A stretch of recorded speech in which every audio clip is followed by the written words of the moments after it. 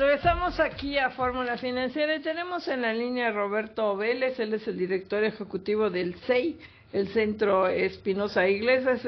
¿Cómo estás, Roberto? Muy buenas noches. Hola, Mari Carmen, me da gusto escucharte, buenas noches.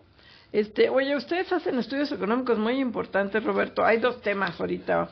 Uno tiene que ver indudablemente con esto que hicieron en marzo, una serie, a fines de marzo subieron a YouTube una serie, creo que son 5 documentales, videos sobre el cierre del aeropuerto de Texcoco. El que más ha llamado la atención ahorita que se está difundiendo es el de Peña Nieto, pero es una serie creo que son 5 documentales. Cuéntanos. Pues sí, efectivamente son 4 episodios, Mari Carmen, y lo que hacen es primero una parte de un recuento histórico con relación a pues todo el tema del espacio aéreo en Ciudad de México,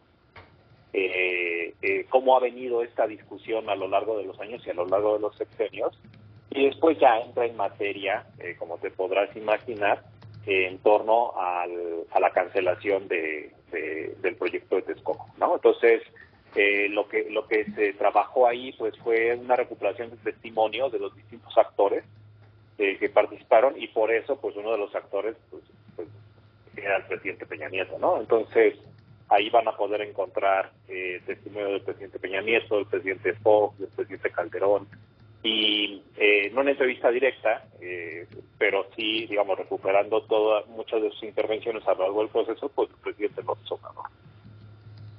Claro, Roberto Vélez, ¿cómo estás? Te saluda Marco Antonio Mares. Muy buenas noches, Roberto. Hola, Marco, ¿cómo estás? Buenas noches. Muchas gracias.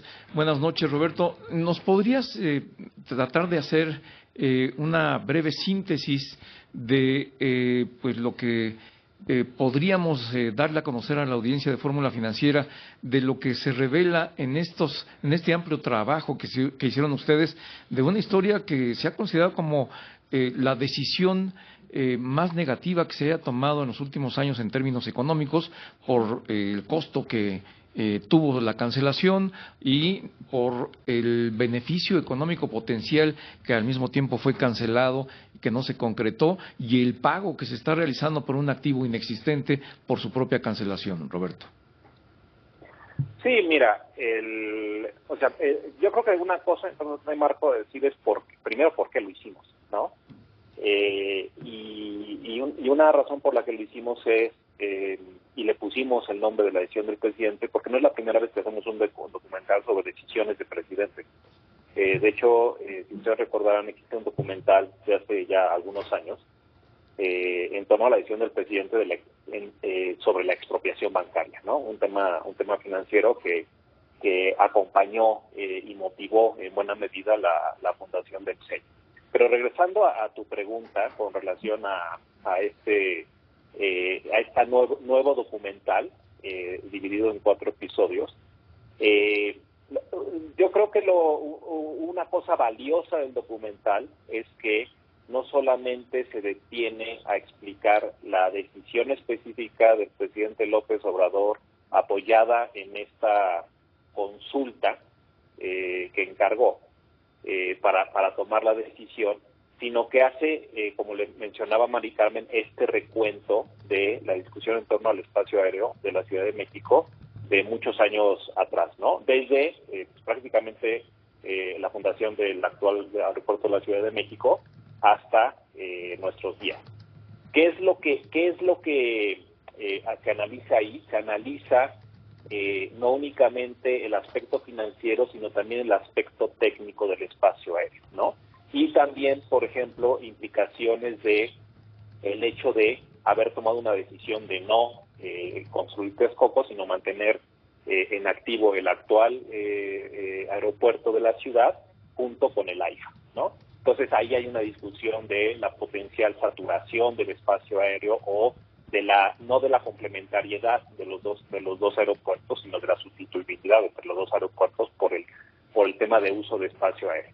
Y por supuesto hay una discusión del costo financiero y también una discusión en términos de las externalidades negativas y positivas de un aeropuerto como el que iba a ser el de Texcoco. Entonces, digamos, en resumen, es un recorrido completo en términos de la discusión técnica, también de la discusión política, de todo el contexto social y de movimientos sociales que se dieron. Se hace una recuperación, por ejemplo, ¿se acuerdan de la problemática con Atenco, etcétera?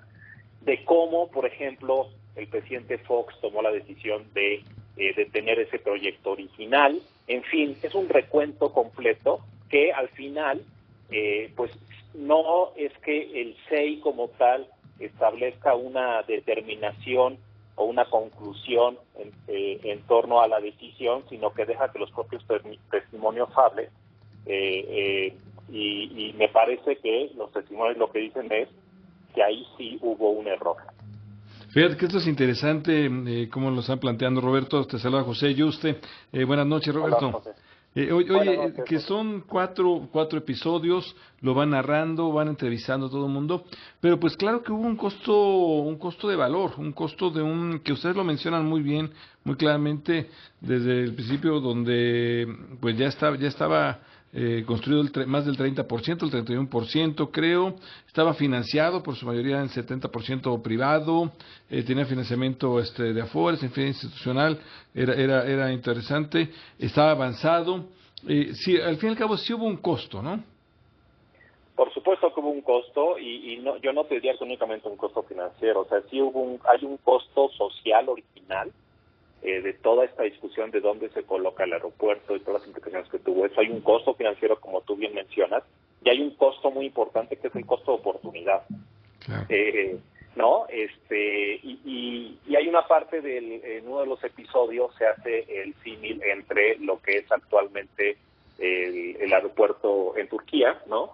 En Estambul, y lo que ha logrado a lo largo de los años en términos de tráfico aéreo, y eso se puede utilizar como un comparativo de lo que estaba planeado para el aeropuerto de la Ciudad de México, ¿no?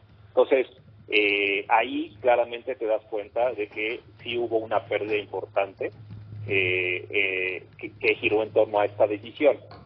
¿Dónde podría haber críticas, digamos, no críticas, sino defensa a la decisión? Podría haber una defensa en la parte ambiental, pero incluso yo recuerdo del documental, lo sacamos en marzo y no lo tengo así fresquísimo, pero yo recuerdo una parte del documental donde los especialistas, algunos de los especialistas incluso dice, bueno, pues a pesar de que no era una buena idea en términos ambientales, el cerrarlo fue todavía cerrar el proyecto fue todavía una peor idea, ¿no?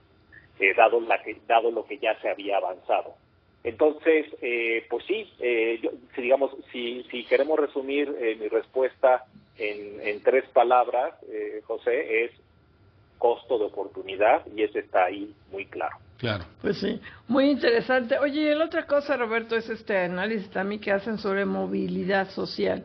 El problema que tienen las personas que nacen en familias de escasos recursos, que además nacen en estados del sur, que además son mujeres y que van teniendo una serie de agravantes que les impiden avanzar en la movilidad social. Si nos cuentas, por favor.